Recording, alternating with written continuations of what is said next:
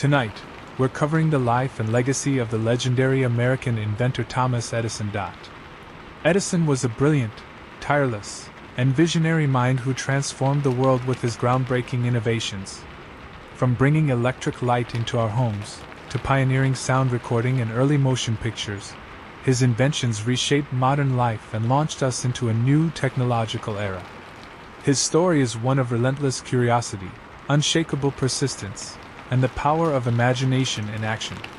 So, before we all get nice and comfortable, take a moment, if you haven't already, to like the video and subscribe to the channel.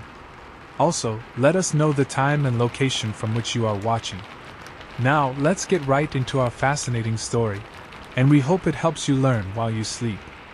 The town of Milan, Ohio, was quiet in the winter of 1847. Snow dusted the rooftops and lined the streets, muffling every sound except the occasional creak of a wagon wheel or the bark of the dog. On February 11th, in a modest home tucked between trees and barns, a baby boy took his first breath. His name was Thomas Alva Edison. He was the seventh and last child of Samuel and Nancy Edison. His father, a free thinker with strong opinions, had fled political unrest in Canada. His mother, a former schoolteacher, was gentle but firm, and she would become Thomas's greatest early influence. The world he entered was still lit by candles and oil lamps. Horses pulled carts. The telegraph was a fresh invention, and electricity was a mystery few understood. From the beginning, Thomas was different. He didn't speak until he was nearly 4 years old, and when he did, his questions came in torrents. Why does the sun rise? How does a bird fly? What makes the wind blow? His curiosity was insatiable, and it was clear early on that he would not be content with simple answers. When he was 7, the family moved to Port Huron, Michigan. There, Edison began attending school, but his time in the classroom was short-lived. The rigid structure didn't suit him. His mind wandered. He asked too many questions. After just a few months, his teacher labeled him addled, suggesting something was wrong with the boy. Nancy Edison, fiercely protective of her son, pulled him from school and decided to educate him at home. It was a pivotal decision. Under his mother's care, Thomas found freedom to explore. She encouraged him to read widely, introducing him to books on history, mechanics, and science. He devoured volumes like The Decline and Fall of the Roman Empire and the Dictionary of Sciences.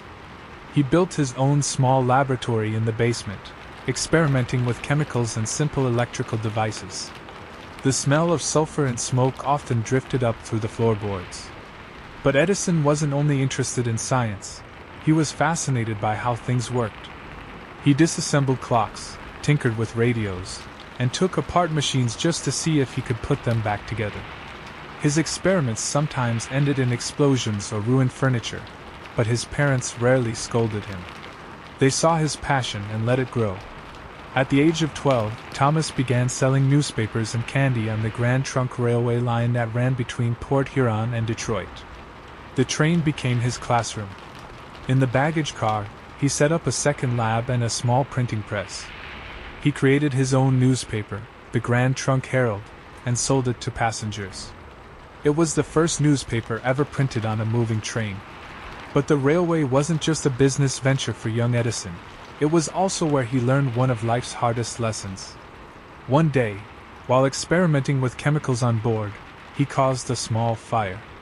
The conductor, furious, threw him off the train and struck him so hard that Edison's hearing was permanently damaged. From that day on, he was nearly deaf in one ear and lost most of his hearing in the other.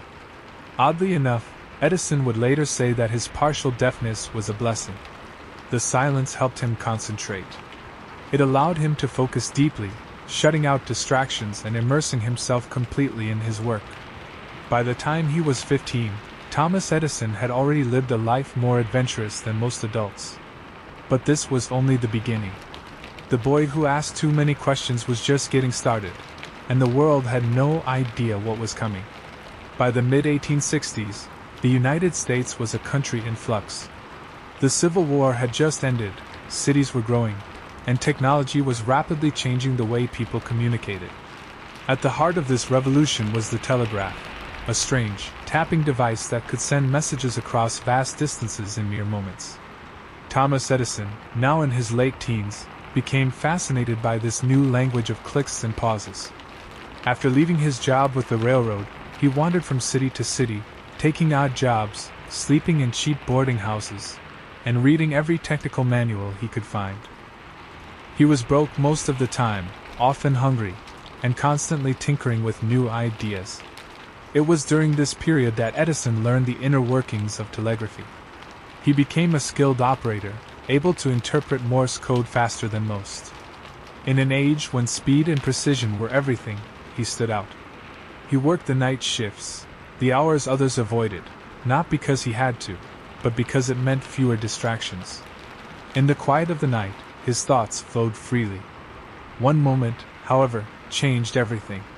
In 1862, while working as a newsboy and telegraph apprentice, Edison witnessed a tragic near accident. A young child had wandered onto the train tracks in a small Michigan town. Edison saw the boy and didn't hesitate. He lunged forward and pulled him to safety just in time. The boy's father, a grateful station master, offered to teach Edison telegraphy as a reward. That act of heroism set in motion a chain of events that would define the rest of his life. With his new skills, Edison traveled across the Midwest and South, taking telegraph jobs wherever he could. He worked in Indianapolis, Cincinnati, Memphis, anywhere that had a station and needed a fast hand. In these years, he began not just repairing machines but improving them. He had a gift for seeing where something could work better, faster, or smarter. But he was still poor, often sleeping in rooms above the telegraph office or in back storerooms. He sent most of his earnings home to his struggling family. Money wasn't his goal, invention was. He began to file patents, small ones at first, for improvements on telegraph devices. Each one was a small step towards something bigger.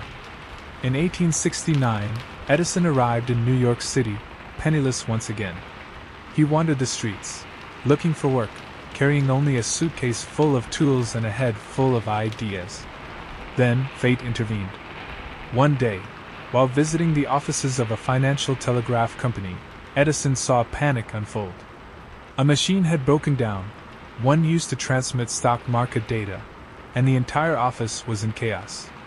Edison asked if he could take a look. Desperate, the manager agreed. Within minutes, Edison had the machine running again.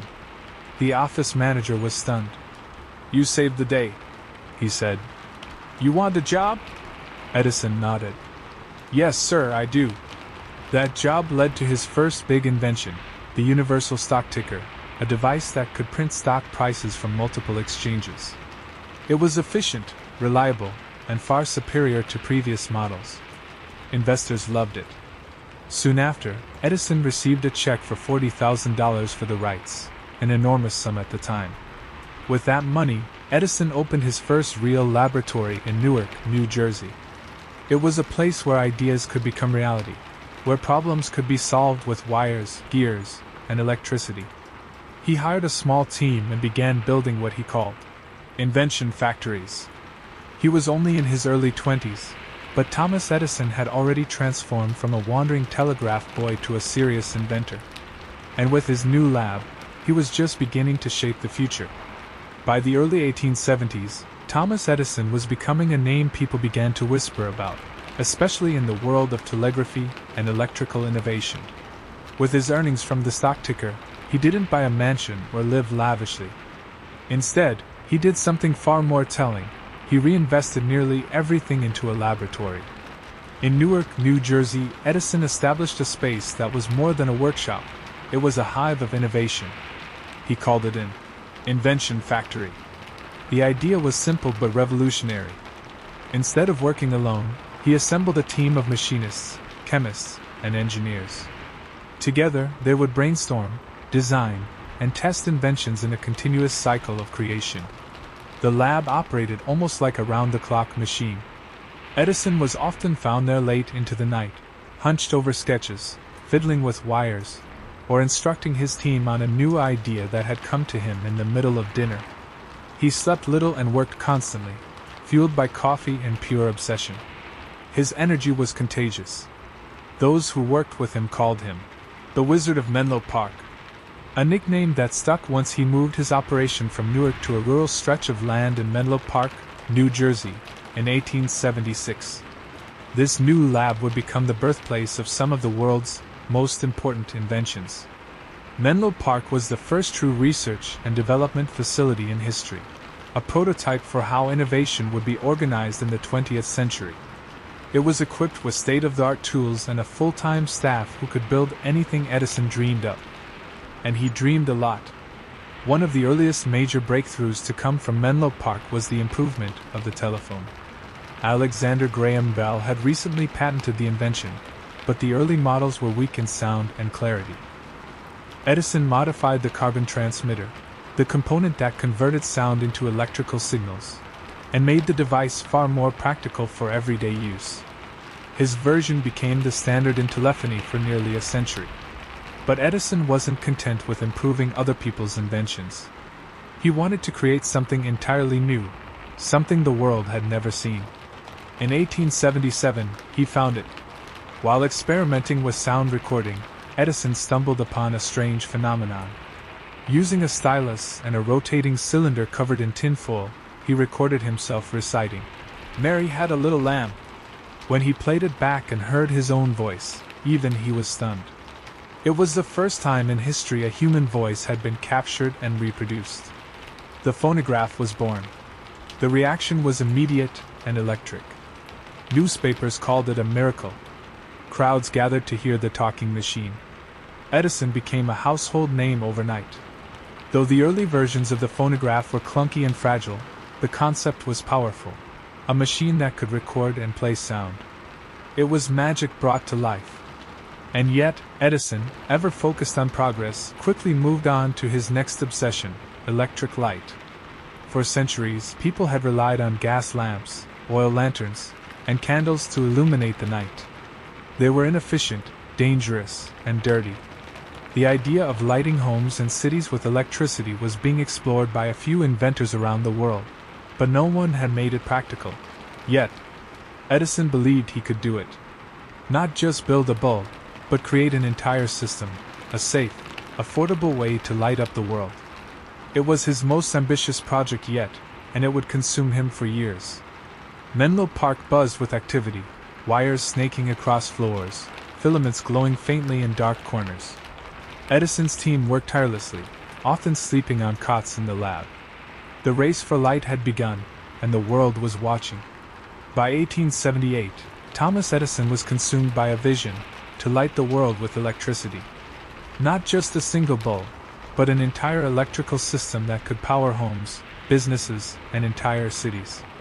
It was a bold dream, almost unimaginable to most.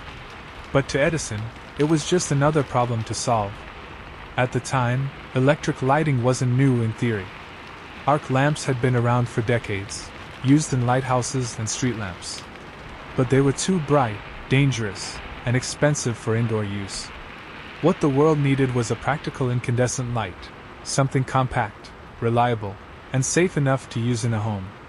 Edison wasn't the only one racing toward that goal. Inventors in the United States and Europe were also experimenting with electric light, but none had created a system that could truly replace gas lighting. That's where Edison's genius came in. He wasn't just trying to invent a light bulb. He was designing an entire ecosystem: the bulb, the wiring, the generators, and the switches. It had to be a complete package. Back at Menlo Park, his team of scientists and engineers worked day and night, testing thousands of materials for the bulb's filament. They tried everything: carbonized paper, platinum, bamboo, even beard hair. Edison kept a notebook documenting every attempt, no matter how small. Failure, he believed, was just part of the process. "I have not failed," he once said. "I've just found 10,000 ways that won't work." Finally, in October 1879, after over a year of relentless experimentation, Edison and his team struck gold. They discovered that a carbonized bamboo filament could glow steadily for over 1,200 hours. It was the breakthrough they'd been chasing. The bulb was small, efficient, and, most importantly, it worked. Word spread quickly. Newspapers covered the invention with breathless excitement. Crowds gathered outside Menlo Park to witness the first public demonstration. On New Year's Eve of 1879, Edison lit up a section of the lab grounds with dozens of glowing bulbs. People came by the trainload to see the night turn to day. It was unlike anything they had ever experienced. But Edison wasn't done. Creating the bulb was just the first step. Now he had to build the infrastructure to deliver electric power. That meant designing generators, building underground wiring systems, and figuring out how to safely regulate voltage. He was attempting to replace a deeply entrenched gas lighting industry, a system that had dominated cities for decades. He formed the Edison Electric Light Company and began building the world's first electrical utility. In 1882, the Pearl Street Station in Lower Manhattan became the first power plant to supply electricity to multiple buildings. It started with just 59 customers, but it marked the beginning of something massive. As electric light spread, so did Edison's fame. He became a symbol of American ingenuity, the man who tamed electricity. His success attracted powerful backers and fierce rivals.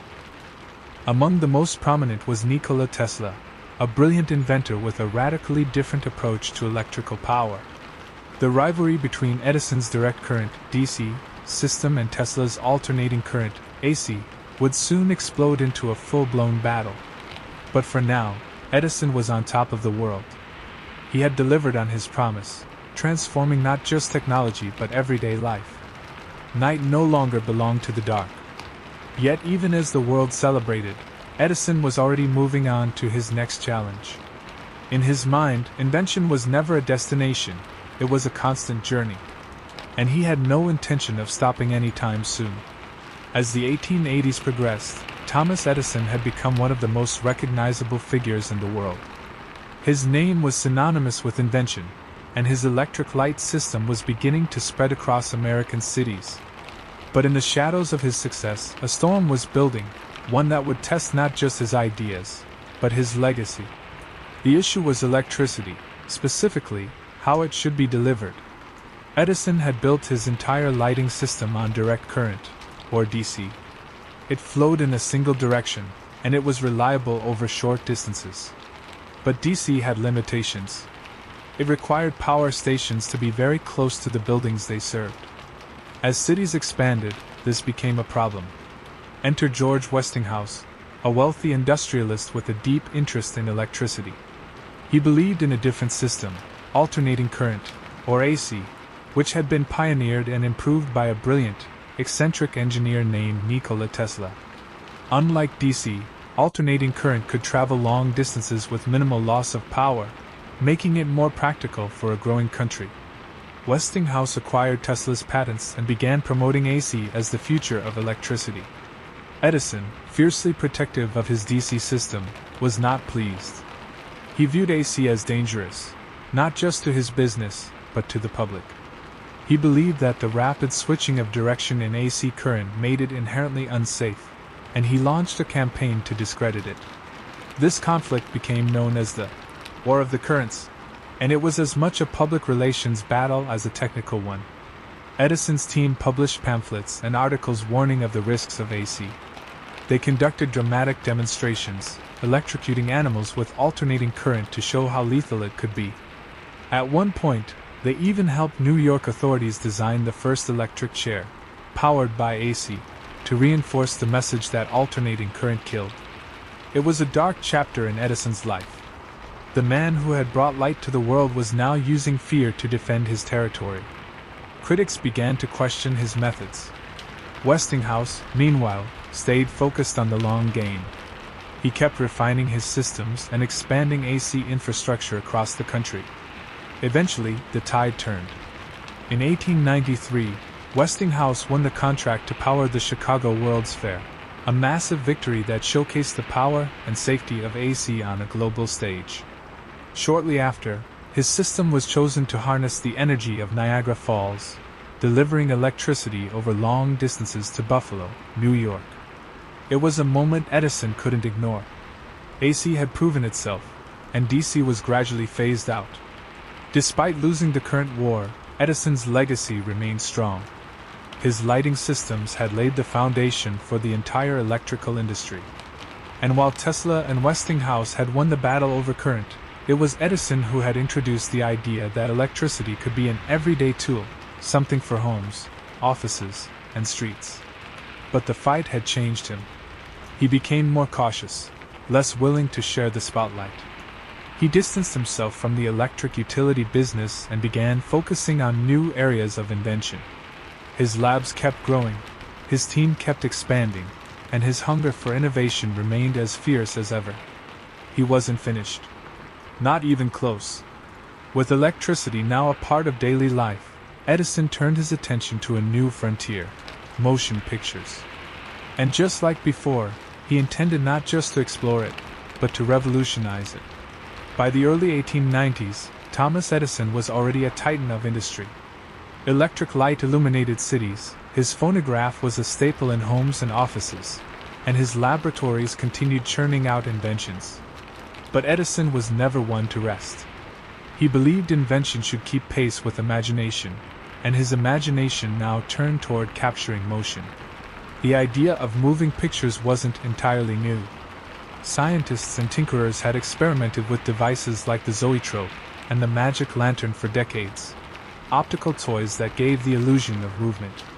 But these were crude, fleeting tricks. Edison wanted more. He envisioned a machine that could not only record motion but play it back in a way that made it feel real, a new medium that would blend science and storytelling. Edison assigned one of his top assistants, William Kennedy Laurie Dixon, to develop the idea. Together they began building what would become the first motion picture camera, the kinetograph, and its companion viewing device, the kinetoscope. Unlike the later projector-style systems, the kinetoscope was designed for individual viewing through a peephole. A strip of film wound through the machine, illuminated by a light bulb, and gave the illusion of life and motion. In 1891, the first successful test of the kinetograph took place. The footage was simple: a man sneezing, captured in jerky, silent black and white. But it was history in the making. Edison, ever the showman, sensed its potential. He quickly built the Black Maria, the world's first film studio, on the grounds of his West Orange, New Jersey lab. The building was designed like a giant camera. It even rotated on a turntable to follow the sun throughout the day. Inside, Edison's team filmed short clips, boxers sparring, vaudeville performers dancing, strongmen flexing, and brief dramatizations. By 1894, kinetoscope parlors were opening in major cities. People paid a few cents to peek into the machines and watch these magical moving images. It was a novelty at first, but one that sparked immense curiosity. Edison's films, though primitive, captured something new: the illusion of time preserved, of life caught on celluloid. But Edison made a critical mistake. He focused on the kinetoscope as a personal experience and ignored projection technology, which would allow large audiences to watch films together. Across the ocean, French inventors the Lumière brothers were working on just that. In 1895, they debuted their cinematograph, which projected films onto a screen. The communal experience of cinema was born, and it left Edison scrambling to catch up. Still, his contributions to early film were undeniable. He and his team experimented with narrative storytelling, special effects, and even synchronized sound. In 1903, his studio released The Great Train Robbery, one of the first films to use editing, multiple camera angles, and a storyline. It was a massive hit and helped establish motion pictures as a legitimate form of entertainment. Yet as the film industry grew, Edison's control slipped. He fought legal battles over camera patents, trying to maintain dominance, but innovation was moving faster than lawsuits. Independent filmmakers emerged, fleeing to California to escape his reach. Hollywood was rising, and Edison, for once, wasn't leading the charge. Despite this, Edison's impact on motion pictures was permanent. He had helped birth an industry, one that would define the 20th century. He may not have owned the future of film, but he had certainly ignited it. As he entered his later years, Edison had little interest in slowing down. His labs were still active, and he was already diving into new fields: mining, cement, and even environmental technologies. Age hadn't dulled his hunger. If anything, it had only sharpened his focus. The man who gave the world light, sound, and now motion still had more to give. As the new century unfolded, Thomas Edison remained a relentless force. Even in his 50s and 60s, long after achieving the kind of success most inventors only dream of, he showed no signs of retiring.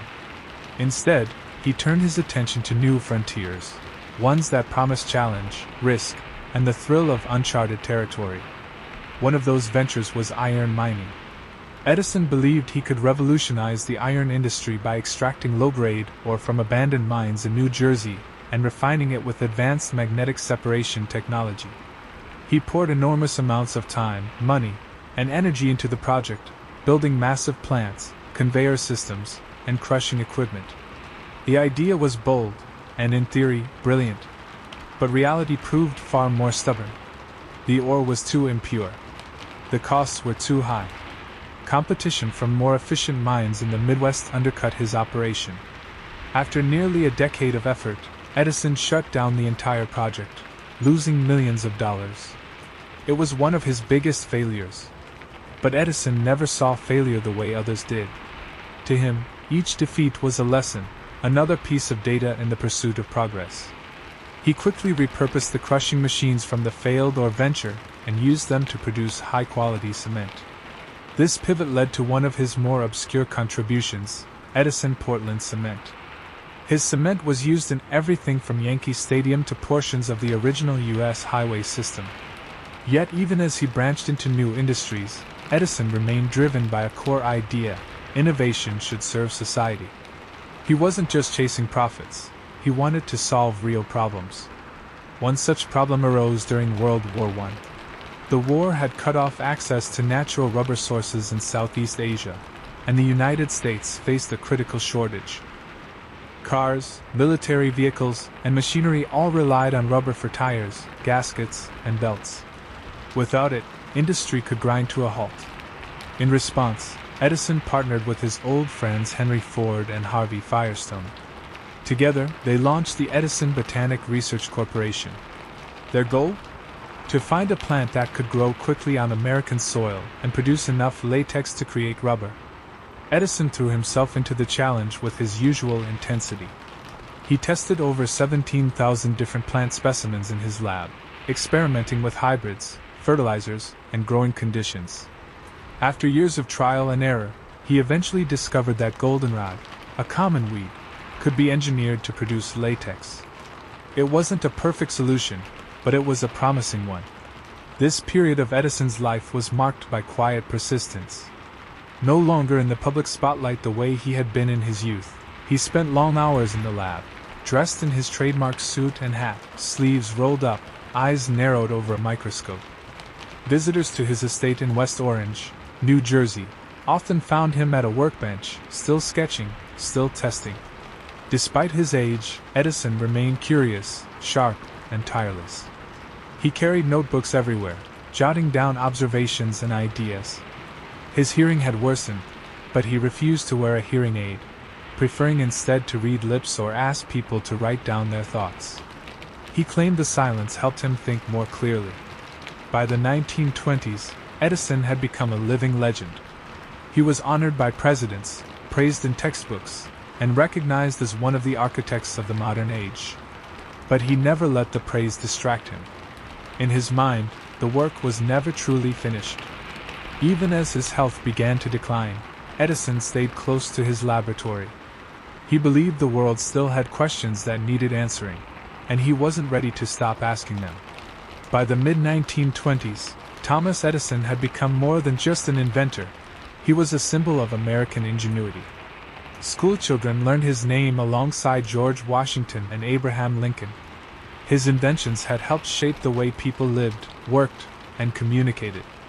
And though his pace had slowed, his presence still carried weight. His friendships with other pioneers of the industrial age became legendary. Among them was Henry Ford, who idolized Edison and credited him as a personal hero. The bond between them was strong and sincere. Ford often invited Edison to his estate in Dearborn, Michigan, and even created a replica of Edison's Menlo Park lab as part of his museum complex, Greenfield Village. The lab was rebuilt plank by plank, down to the smallest detail, with Edison personally supervising the process. In 1927, Ford and Harvey Firestone joined Edison on a series of summer road trips, which they called the Vagabonds. These camping expeditions were more than vacations. They were a celebration of friendship and innovation. The group, which occasionally included naturalist John Burroughs and even President Warren G. Harding, would drive through the countryside in caravans of Ford Model Ts, stopping to camp, talk, and reflect. Edison, though aging and partially deaf, was lively and sharp-witted.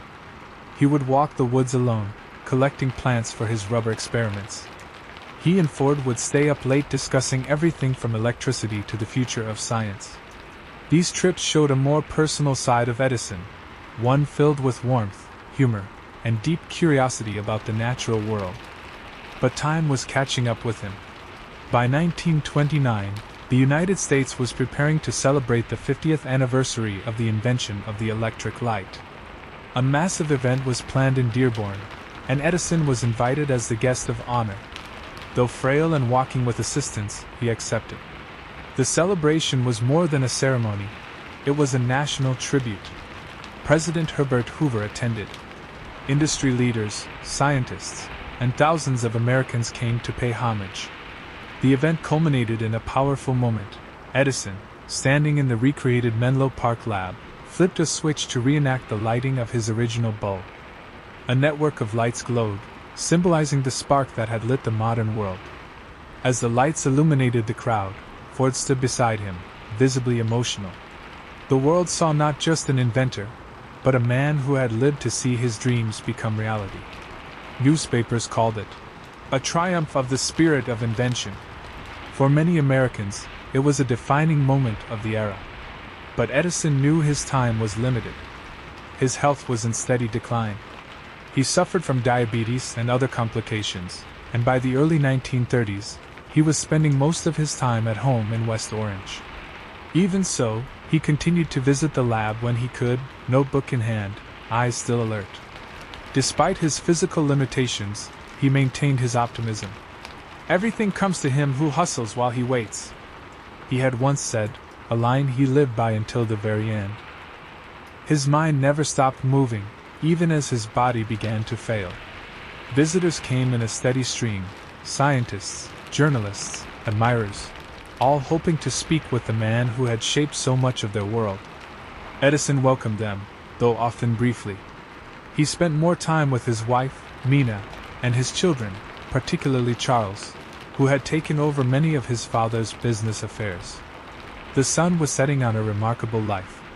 Yet even in his final years, Edison's gaze remained fixed on the horizon, on what could be discovered, improved, or imagined next. In the early 1930s, the world was changing rapidly. The Great Depression had gripped the United States, and uncertainty hung in the air. But amid the turbulence, one man's presence still offered a sense of stability, progress, and purpose: Thomas Alva Edison. At 80 years old, Edison was a shadow of the tireless young inventor who once worked around the clock in Menlo Park.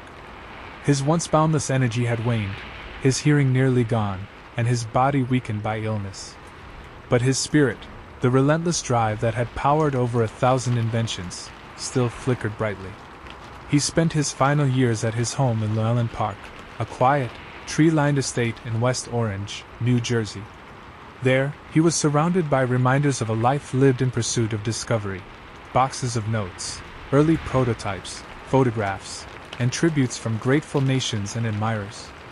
Though no longer working daily in his lab, Edison remained mentally active. He continued to meet with his longtime collaborators, offered advice on projects, and mentored young scientists who came seeking wisdom from the master. Every morning, he walked slowly through his garden or sat under the shade of trees, studying plant specimens and making notes on goldenrod, the plant he had engineered for rubber production. His wife Mina, always composed and devoted, became his constant companion and caretaker. Their bond was quiet but strong.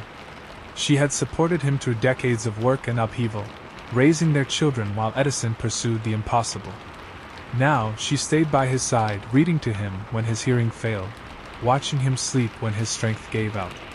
Edison's children, especially Charles Edison, were also near. Charles had taken over many of his father's business affairs and had even begun a political career.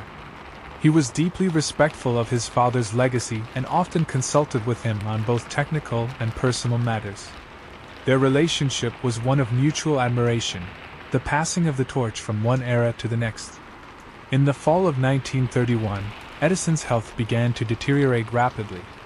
He suffered from complications of diabetes and kidney failure, and by October, it was clear he was approaching the end. Doctors did what they could, but Edison, ever pragmatic, seemed to understand. As word spread, tributes began pouring in from across the globe. Scientists, politicians, and ordinary citizens wrote letters, sent telegrams, and made pilgrimages to West Orange. Newspapers printed front-page stories chronicling his life and preparing the public for what felt like the loss of a national father figure. On October 18, 1931, at the age of 84, Thomas Edison passed away in his home. The world paused. Radio stations went silent in tribute. Flags flew at half-staff. It was as if a great light had dimmed across the planet. President Herbert Hoover released a statement calling Edison one of America's greatest benefactors, and suggested that the nation honor him in a way befitting his legacy. A few days later, on the evening of October 21st, homes, businesses, and factories across the United States turned off their electric lights for 1 full minute, a symbolic gesture of remembrance for the man who had made those lights possible. Millions stood in silence, watching as darkness settled in, just for a moment, before returning to light again. It was the perfect tribute. After all, Edison's gift had never been just electricity. It had been illumination, in every sense of the word. His funeral was private, held in West Orange, attended by family, friends, and a few close colleagues. But across the world, monuments, museums, and schools soon rose in his name. His labs were preserved, his recordings archived, his inventions celebrated. Yet perhaps the greatest monument to Thomas Edison was not made of stone or bronze. It was the world itself, brighter, louder, and more connected because of the spark he ignited. Thomas Edison's life ended quietly, but his legacy has never stopped humming with energy. In the years following his death, the world he helped create only accelerated in its transformation. Electricity, sound recording, and motion pictures, once experimental curiosities, had become the fabric of modern life. And behind them, like the signature on every page of a long and brilliant novel, was the name Thomas Edison. His invention of the phonograph paved the way for the music industry. The improvements he made to the telephone helped turn it into an everyday necessity. His lighting systems reshaped the architecture of cities. His early work in motion pictures laid the foundation for cinema. And his vision of a research laboratory, filled with skilled collaborators working on many ideas at once, became the model for industrial innovation in the 20th century. He didn't do it all alone. Edison himself admitted that invention was rarely the work of one person. It was a collective process, one of inspiration, iteration, and hard work. He respected the minds around him and knew how to harness their strengths. But he also carried a gift few others possessed, the ability to see beyond what was and into what could be. Perhaps most remarkable was Edison's philosophy of persistence. To him, genius wasn't about sudden brilliance, it was about grinding through failure. He treated setbacks as part of the path. For every successful invention, there were hundreds that never worked. And yet, he kept going. Many of life's failures, he once said, are people who did not realize how close they were to success when they gave up. That mindset lives on today in every garage startup, every late-night lab experiment, every entrepreneur who pushes forward despite the odds. Edison didn't just invent machines, he invented a way of thinking. Even decades after his passing, his influence remains everywhere. In homes, lights still flicker on at the flip of a switch. Music flows from speakers and headphones. Films project onto screens. And power plants hum, their roots tracing back to the systems Edison once imagined. His laboratories in Menlo Park and West Orange are now national landmarks, visited by thousands every year. The National Park Service maintains them as museums, where visitors can walk the halls where history was made. Inside are his notebooks, his original phonographs, his first light bulbs, fragile glass orbs that once defied the darkness. In 1960, Edison was posthumously inducted into the National Inventors Hall of Fame. He has schools named after him, awards given in his honor, and streets that bear his name. And in the minds of generations of inventors, he remains a guiding figure, a symbol of what's possible when imagination meets effort. But perhaps the most touching tribute came not from a headline or a monument, but from something far simpler. After Edison died, Henry Ford asked that a test tube be sealed in his lab, the one Edison had last breathed into. Ford believed that inside that glass was the final breath of his friend and hero. That test tube now rests in the Henry Ford Museum in Dearborn, Michigan, a silent, surreal symbol of a life that filled the world with light. Thomas Edison once said, "What you are will show in what you do." What he did changed the world. And what he was, a dreamer, a doer, a relentless force of nature, lives on in every invention, every idea, every spark. His light never really went out. It just spread.